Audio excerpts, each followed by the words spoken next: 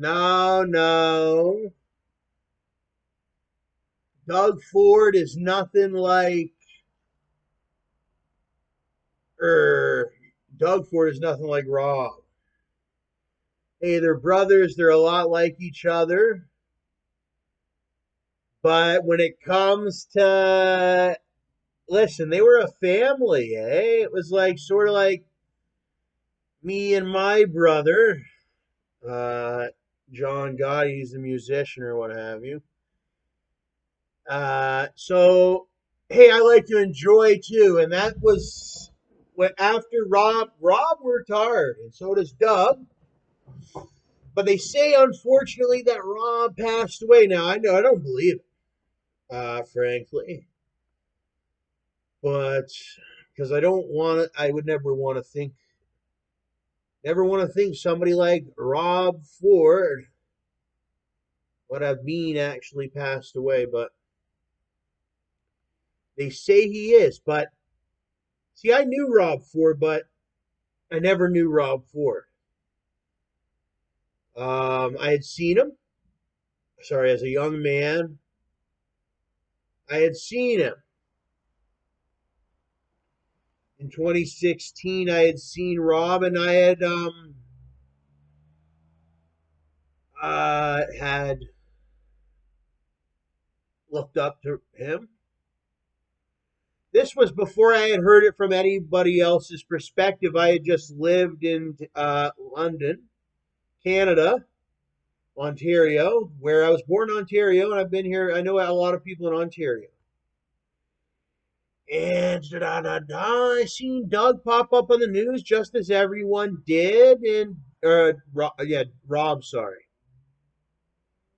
but there was some scandal or what have you. But I seen Rob as actually I seen the video. My favorite video was the one with all his passes. He sits there. He's in. Oh man, and I'm still nowhere near what I said I would be back then or ambitionized to be, but I remember seeing him sit in his hall or whatever chambers I think they call it. He's in some sort of chamber. He's got it's the Toronto. He's high up. Okay, we're talking city of Toronto. This is a big city. Okay, I've been to Toronto even as an adult, and it was so sick to see how the city ate him alive that I would have never liked that. He got eaten alive, that Rob. And I feel bad for him. Because he was a very kind, generous. He was a very kind, generous soul. And he was very smart when it came to business. And he was also, but that's the thing. He even did videos, cute, doing the dances, doing all this stuff that you would never expect somebody like him. I would probably, I don't know. See, not today. I would not do the dances that Rob Ford does. He was famous. He would do dances right in the hall. Do do do da day, everything like that. And he was doing business behind closed doors. He was a good guy. When it came to actually, he started out in business. You could tell. I read him positively, though. Some people I feel like read him wrong. But you know what he did for my business career? Watching that video of his passes always motivated me to keep it pushing, be positive, because you never know. One day you might be in power or something like that. Because everyone said I was something like a Rob, and I said, Rob's got all these passes. He can go to, he can park and go to the Cineplex right there by the Eaton Center. He could go anywhere, okay? Because that's what I would do. He would listen. I'll go anywhere. He would. He could go to the Yorkville, whatever, or that Yorkdale Mall right there in the middle, or whatever that one place is. Oh, Holt Renfrew. He could go to the. He could go anywhere. Okay, but that always kept me Positive. Even got passes. Yeah, even had passes to the Toronto Zoo. He could go annually with his whole entire family, yada yada. Many places. It was Toronto's a big city. He had passes to every place in Toronto, including parking and all that. He was the mayor of Toronto. Okay. And I think they all do. Every mayor has this. Even John, and John's great. I love John Tory. My father happens to have the first name John, and actually my middle name is John, and that's one name that I've always kept dear to my heart. And nor did I ever really know John Tory for too long, but from what I known of him, he's a class act Canadian. He's doing such a great job, and I think I have heard the Tory thing before. And hey, but Rob did a good job too, and then we got Doug. I seen him today. He was at the Ford plant. And that's one of the people hear me ramble on and say I want, or that they hear my videos or my productions and yada yada. I want a Ford vehicle. Right now, I'm big into the electric vehicles. Doug said something about EV. He was saying a lot about EV actually, and I'm one of the guys that I got an e-bike now, but it needs fixing.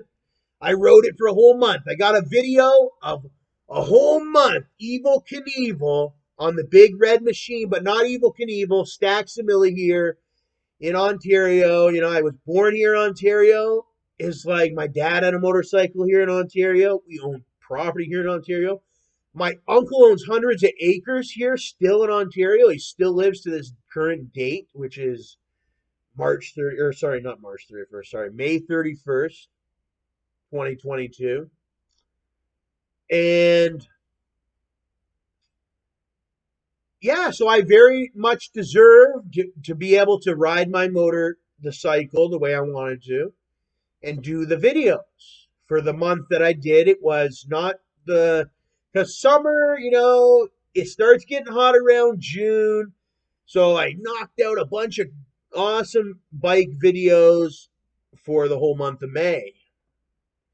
So I won't be doing another bike video for a while, but I have that electric vehicle because I need to get the tire fixed, which isn't too bad from what I'm seeing. But I'm looking at the Apollo scooters, the electric scooters. I was looking at first it caught my eye. Well, actually, back in London, back many years ago now, 2+ years ago, I was in London and I got out of the hospital. And I saved money to be able to get this e-scooter, but it was one of the cheaper ones now that I see. I'd always heard that they're more powerful ones, yada yada. Well, anyway, it was pretty good for actually a couple $100. Like, I'm a big guy, over 300 pounds. And even that one I got at the mall was pretty good. If I had it to this day, I'd still ride it, like, to get to the store and back and yada yada. It's pretty good, but I was just moving around so much, I dropped it. But I ended up seeing somebody in London got to pick it up. So, hey, I'm a YouTuber. I always wanted to do that. So that's pretty cool that somebody got that e-scooter that I just dropped. It was only a couple hundred. So then I was like, hey, I didn't mind that e-scooter thing because you just had to pick it up and take it out and boom, it's not as heavy as the bike. The bike I have to unlock all these chains, these motorcycle chains, all the alarms, da da da da. It's a big job. But the e-scooter, you can just keep it inside and then you take it out and that's your electric vehicle. Boom, you can go to the store, grab some groceries. It goes and what have you. And it's this new Canadian company, younger folks or whatever. I don't know how old they are, but it comes across like it's some hip movement. But it's more than a hip movement. It's some very smart kids or actually adults too. It's like 20, 30, about 20 years old, 30 years old, and even some olders and whatnot. Actually, a lot of older too. A lot of older too. But I think the company is owned by some like sort of like 35, 40-year-olds or something like that. Maybe younger on some. But it's like a new company in Canada, and they, believe it or not, they got like 10,000 orders shipped that people have already received. Like they're a great company. They got these line of scooters that they came out with. Even this Phantom's big enough to just fly me. Actually, I think all of them will hold me and go because I've went on the cheaper one. But this one's going into the thousands of dollars, but they go fast, 50 kilometers an hour. They're really nice. You can keep them in your apartment so nobody can mess with them. You can take it out, boom, go to the store and get what you need, and boom, come back on your wheels, and they're really nice. But they're a couple grand, so I want to get one of those, and then I'll have a bike and a scooter, and then everybody knows I'm into cars and I want a truck or a car or whatever, but hey, I learned that it's a very long process to do so. So I'm gonna just ride with my e-scooter and actually I think the e-scooter would be even good in the winter time for some times because sometimes it's clear.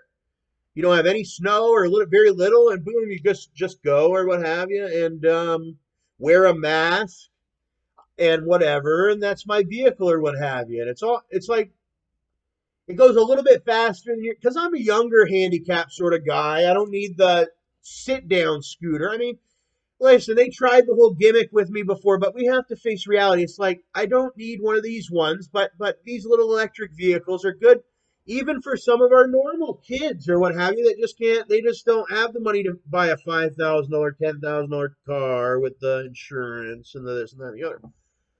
But they need to go to the store and hey, but that's not reality. I mean, that's just utter like killing people. Like they got kids 25, 28, 30-year-old guy.